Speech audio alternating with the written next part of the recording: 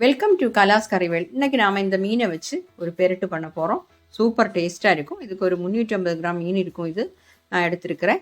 இது வந்து இந்த துண்டு மீனாக கிடச்சா ரொம்ப நல்லது. இல்லை எது மீனில் வேணாலும் உங்களுக்கு பண்ணலாம்.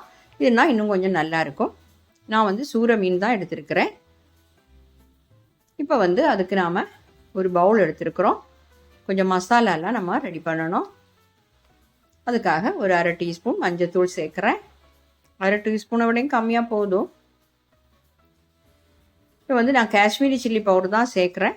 2 டேபிள் ஸ்பூன் சேர்க்குறேன்.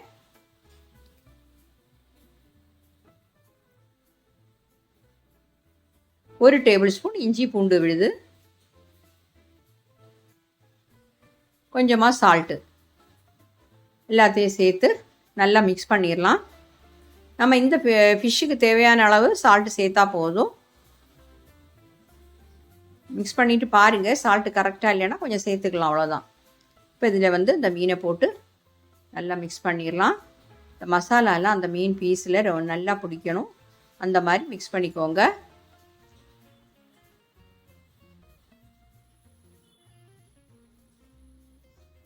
பாருங்கள், நான் நீட்டாக மிக்ஸ் பண்ணிவிட்டேன். நான் மூடி வச்சு ஒரு அரை மணி நேரம் அதை ரெஸ்ட் பண்ண வச்சுருக்கலாம். அந்த மசாலாலாம் அதில் பிடிக்கட்டும்.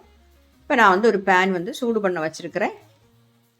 இதில் வந்து ஒரு 5 காஞ்ச மிளகா போட்டு வறுத்து எடுத்துடலாம்.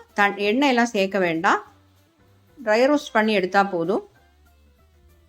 அந்த மிளகாவோட கலர் வந்து கொஞ்சம் மாறணும், அவ்வளோதான். ஃப்ளைம் வந்து கம்மி பண்ணி வச்சுக்கோங்க.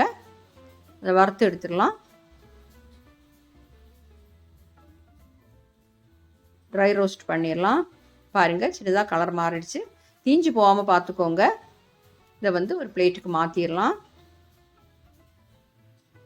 அதே கடாயில் தான் நான் கொஞ்சம் சின்ன வெங்காயத்தை வறுத்து எடுக்க போகிறேன். பாருங்கள், ஒரு 30 சின்ன வெங்காயம் நான் சேர்த்துருக்குறேன். இந்த பெரட்டுக்கு வந்து நம்ம சின்ன வெங்காயம் சேர்த்தா தான் நல்ல டேஸ்ட்டாக இருக்கும். அதையும் இந்த மாதிரி ட்ரை ரோஸ்ட் பண்ணி எடுத்துக்கலாம். சின்ன வெங்காயம் வந்து நல்லா வதங்கணும். வதங்குறது அப்படின்னா அது வந்து நல்ல கலர் மாறணும். அப்போ தான் நல்லாயிருக்கும். எப்படியும் ஒரு ஃப்ளைம் கம்மி பண்ணி வச்சு ஒரு 10 நிமிஷம் ஆகும். பாருங்கள், வதங்கிடுச்சு. அந்த வெங்காயத்தோட கலர் மாறி இருக்குது, பார்த்தீங்களா? இந்த மாதிரி கொஞ்சம் கலர் மாறி வரணும். ஃப்ளைம் கம்மி பண்ணி வச்சு தான் நம்ம பண்ணியிருக்கிறோம்.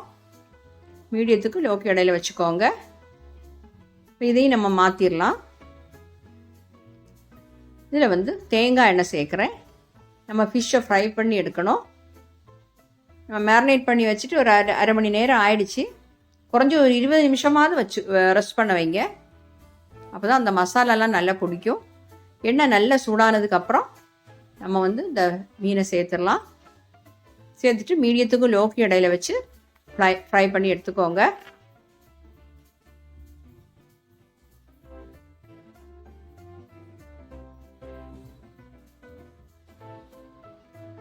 இந்த மாதிரி ஃப்ரை பண்ணி எடுத்துடலாம்.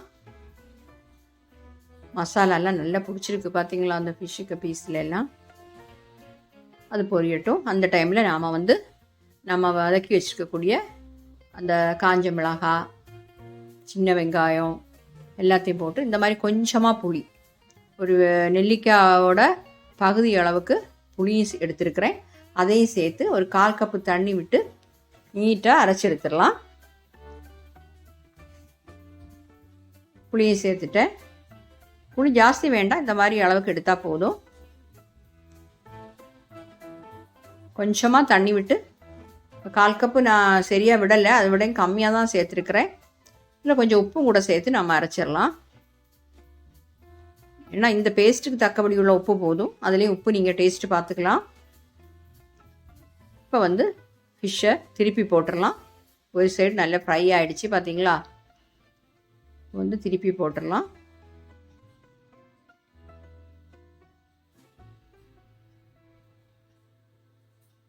எல்லாத்தையுமே நான் இந்த மாதிரி திருப்பி போட்டுறேன்.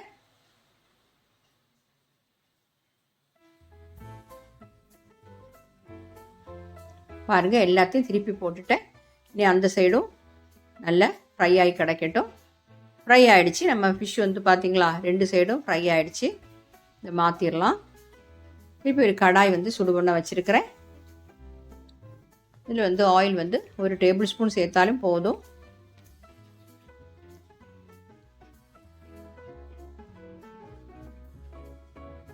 ஒரு அரை டீஸ்பூன் கடுகு சேர்க்குறேன்.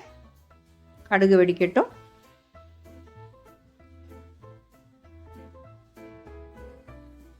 இதில் வந்து ஒரு சின்ன பீஸ் இஞ்சி இந்த மாதிரி கட் பண்ணி வச்சுருக்கிறேன். 1 இன்ச்சு சைஸில் இஞ்சி. ஒரு 7-8 பல் பூண்டு, அதையும் இந்த மாதிரி கட் பண்ணியிருக்கிறேன் நீளமாக.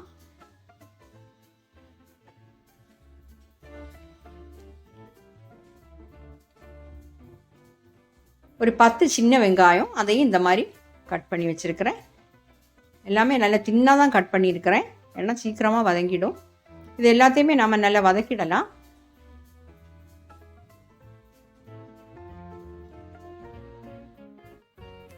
ஃப்ளேம் கம்மி பண்ணி வச்சு வதக்கிக்கோங்க. கொஞ்சம் கருவேப்பிலை சேர்க்குறேன்.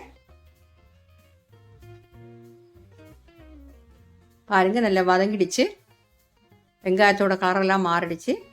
இப்போ வந்து நம்ம அரைச்சி வச்சுக்கக்கூடிய பேஸ்ட்டை இதில் சேர்த்துடலாம். சேர்த்துட்டு நல்லா வதக்கிடலாம்.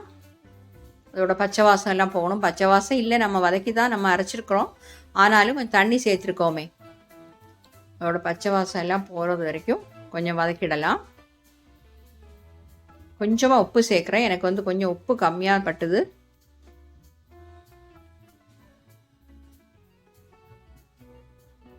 பாருங்கள், அது ரெடி ஆகிடுச்சு. நல்லா திக்காகிடுச்சு.